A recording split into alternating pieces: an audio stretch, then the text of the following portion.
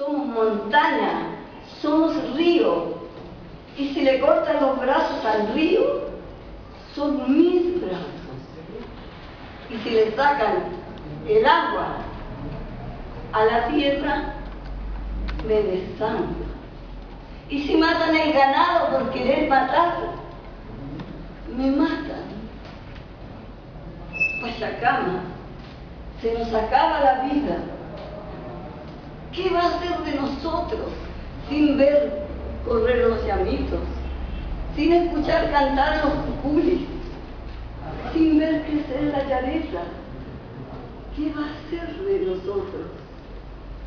Vicuña de pelos grises, manantial con canto de lluvia, solteras que de nada sirven, tierras que fueron nuestras, herencia que nada que. Por eso lloro, y cuando el indio llora, llora la tierra, porque yo soy tierra y pertenezco a ella, porque soy cóndor, porque soy vicuña, porque soy cuculi, porque soy yareta, porque soy viento del color del frío, y sin el aire puro no vivo, y sin el fruto de la tierra no vivo.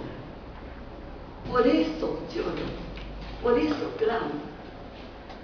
Pachacama, se nos acaba la vida. Arumanti, Cutilla, Kihuastanqui, volverá a florecer la primavera. Esa es mi